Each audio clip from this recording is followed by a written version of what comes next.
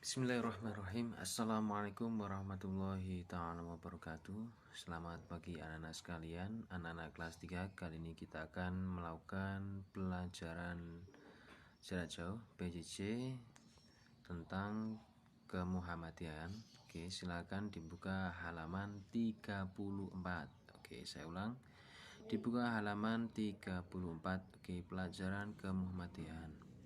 Baik anak-anak sekalian, mari kita langsung saja untuk membuka pelajaran kali ini dengan membaca basmalah bersama-sama.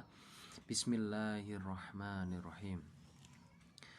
Bab 4 ya, ciri keluarga Muhammadiyah. Oke, anak-anak sudah membuka. Oke, mari kita belajar bersama-sama dengan pembelajaran jarak jauh. Kita niati bismillah. Oke, yang pertama, ciri keluarga Muhammadiyah yang pertama adalah bekerja. Oke, bekerja. Baik, di sini saya akan baca untuk memenuhi kebutuhan hidupnya manusia harus bekerja. Dalam pandangan Islam, pekerjaan apapun adalah mulia asalkan itu pekerjaan yang halal seperti pedagang, petani, menjadi guru, penjahit dan lain-lainnya. Baik anak-anak sekalian, kita sebagai manusia dituntut untuk bekerja, ya, pekerjaan, dan semua pekerjaan itu adalah pekerjaan mulia. Ya, contohnya banyak sekali, ada dagang, tani, guru, penjahit, kemudian ada apalagi yang menegakkan kebenaran, ada pengadilan, kemudian ada polisi dan lain-lainnya. Bekerja termasuk ibadah, apalagi diniatkan dengan hati yang tulus ikhlas karena Allah. Ya, kita bekerja diniatkan untuk mencari ridha Allah. Di sini ada hadis Nabi. Oke, kita baca bersama-sama. Innamal a'malu binniyat. Oke, artinya sesungguhnya tiap-tiap amal perbuatan hanya tergantung pada niatnya. Oke, innamal a'malu binniyat. Oke, anak-anak nanti mencoba untuk menghafalkan hadis Nabi ini, nggih. Tiap amal perbuatan tergantung pada niatnya. Oke, melakukan apapun, mau belajar ya harus diniati biar nanti dapat ridhonya Allah Subhanahu wa taala. Allahumma amin. Baik anak sekalian, kita lanjut untuk halaman 35. Oke, 35. Sebelum melakukan pekerjaan hendaknya membaca basmalah, nggih. Membaca basmalah bismillahirrahmanirrahim. Artinya dengan menyebut nama Allah yang Maha Pengasih lagi Maha Penyayang. Mau membantu orang tua bismillah, mau belajar bismillah, berangkat sekolah bismillah, mau berangkat TPA bismillah, ya, mau ke masjid bismillah. Oke, semoga apa yang dikerjakan mendapatkan ridha Allah. Allahumma amin. Setelah selesai bekerja mengucapkan alhamdulillah. Oke, jangan lupa nggih, untuk kegiatan-kegiatan sehari-hari seperti makan, minum, oke, diawali dengan bismillah, diakhiri dengan alhamdulillah. Oke, dengan mengucapkan kalimat thayyibah insyaallah hidup kita barokah. Allahumma amin. Segala puji bagi Allah, Tuhan seluruh alam sekalian alam. Rajin dan giat bekerja adalah modal untuk mencapai keberhasilan. Saya doakan anak sekalian jika mengawali kegiatan dengan basmalah dan mengakhirikan alhamdulillah dan digiatkan bekerja atau belajar dan rajin belajar, ya, itu adalah modal untuk mencapai keberhasilan. Insya Allah anak-anak sukses. Allahumma amin. Baik anak-anak sekalian, kita langsung ke nomor 2 yaitu belajar. Oke, tadi bekerja, kedua adalah belajar. Oke, belajar berarti menuntut ilmu.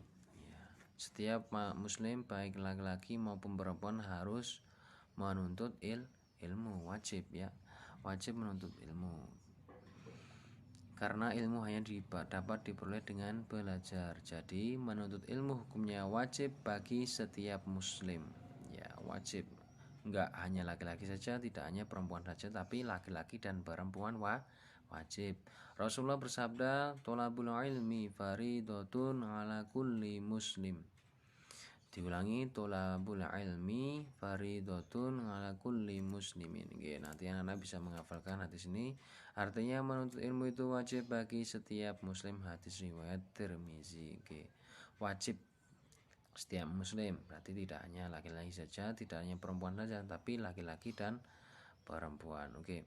Nabi Muhammad SAW juga pernah bersabda, artinya ilmu hanya dapat diperoleh dengan belajar. Ya, ilmu diperoleh hanya dengan belajar. Oke, Pak, kalau nggak belajar bagaimana, Pak? Ya, otomatis tidak dapat ilmu. Makanya setiap apapun itu diniati, ya, dan insya Allah nanti akan mendapatkan ilmu. Dengan ilmu manusia akan memahami dirinya dan memahami lingkungan atau sesamanya. Oke. Ya, dengan belajar, contoh membantu orang tua itu juga belajar. Contohnya apa, Pak? Ya, seperti mencuci piring, ya, ibarat ya membantu. Kemudian lagi membantu untuk menyapu, ya, itu kan membantu. Kemudian ada lagi contoh misal ke TPG ngaji, ya kan, alif ba ta ta, nah seperti itu. Semua belajar, ya, tidak semerta-merta langsung bisa. Semua adalah ada prosesnya, ya. Maka anak-anak sekalian, mari kita niati belajar dan semoga ilmu yang didapatkan barokah Allahumma amin. Dengan ilmu manusia akan memahami dirinya dan memahami lingkungan samanya. Oleh karena itu muslim diwajibkan untuk menuntut ilmu. Adapun ilmu yang dipelajari meliputi berbagai ilmu, ada agama dan ilmu umum. Ilmu agama seperti ini kemuhammadan, ada Quran, hadis, fikih, ya, akidah, akhlak. Ilmu umum seperti apa? Ada IPS, ya, kemudian ada IPA, matematika. Ya, coba kita lanjut ke halaman 36. Hal ini seperti yang diajarkan dalam sekolah, ya, Muhammadiyah misalnya, ilmu fikih, Quran, hadis, toriko, matematika, IPS, IPA, ya. Ya, nanti bisa dipilah-pilah apa itu ilmu agama dan apa ilmu umum. Islam menekankan keseimbangan antara dunia dan akhirat. Jadi tidak hanya dunia saja, oke. Bisa pintar matematika terus, nah, tapi nggak bisa agamanya, ilmu agama seperti Quran, hadis, tapi nggak pintar ngaji, ya gimana, ya kan? Ada minusnya. Ya, pintar matematika, pintar IPA, pintar IPS, ya pintar ilmu agama, ya itu namanya seimbang, ya, kolaborasi dunia akhirat insya Allah barokah. Kalau kita ingin bahagia di dunia maka harus tahu ilmunya. Sebaliknya kalau kita ingin bahagia di akhirat juga harus tahu ilmunya. Ya, ingin bahagia di dunia maka pelajari ilmu dunia. Ingin bahagia di akhirat maka pelajari ilmu akhirat. Insya Allah nanti untuk dunia bisa mendapatkan kesuksesan dunia dan akhirat itu bisa mendapatkan surganya Allah, ya, dan dijauhkan dari neraka. Allahumma amin. Orang yang berilmu dengan yang tidak berilmu tidaklah sama. Benar sekali. Oke. Allah akan mengangkat derajat orang yang berilmu dan beriman. Benar. Ya, orang pandai, ya, orang pandai pasti mendapatkan pekerjaan yang tinggi. Ya, contohnya apa, Pak? Ya, contohnya banyak, contohnya banyak orang yang bisa ilmu matematika bisa menjadi guru, kemudian di bidang pemerintahan dan lain-lainnya, diangkat derajatnya di dunia, dan tentunya orang yang berilmu agama juga bisa, diangkat derajatnya di masyarakat dan di akhirat. Contohnya Pak, ya, itu ilmu agama, dia pandai agama Islam, ya, akhirnya bisa khotbah, kemudian di acara tertentu ada namanya pengajian, ya, jadi ustadz atau ustazah, ya, jadi pengisi, kan luar biasa, itu dapat barokah dunia dan akhirat, ya. Siapa tahu nanti anak-anak sekalian bisa memilih salah satunya, ya, termasuk cita-citanya apa, mau jadi guru, mau jadi dai dan lain sebagainya. Semoga bisa berkah dunia dan akhirat. Allahumma amin. Sebagaimana yang difirmankan Allah Quran surat Al-Mujadilah ayat 11. Ya, kita awali dengan taud. A'udzu billahi minasyaitonir rajim. Bismillahirrahmanirrahim. Bareng-bareng nggih.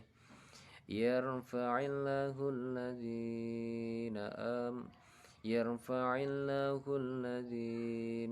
amanu minkum walladhina utul ilma darajat.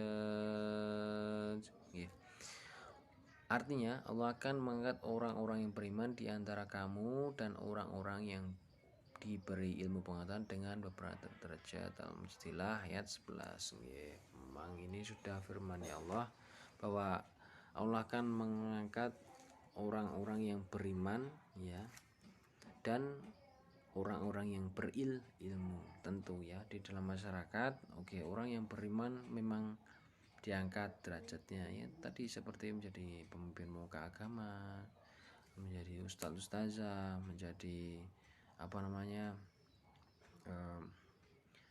bagian masjid itu loh, pengurus masjid, kemudian pengurus PHBI tingkat desa, kecamatan ya dan lain sebagainya. Dan orang yang diberi ilmu pengetahuan dengan beberapa derajat ya menjadi dokter ya menjadi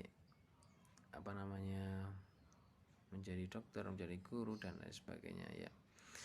Kita lanjut. Saking tingginya kedudukan orang yang berilmu di sisi Allah, Rasulullah bahkan pernah menambahkan kedudukan orang yang menuntut ilmu, orang yang membuat jalan ke surga.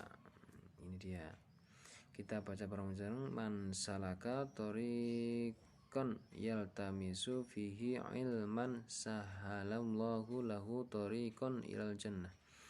Artinya barang siapa menempuh jalan untuk mendapatkan ilmu, maka Allah akan memudahkan baginya jalan menuju surga. Allahumma amin. Kita niati, kita menuntut ilmu, insya Allah diridhai Allah, dan insya Allah Allah akan memberikan kemudahan menuju surga.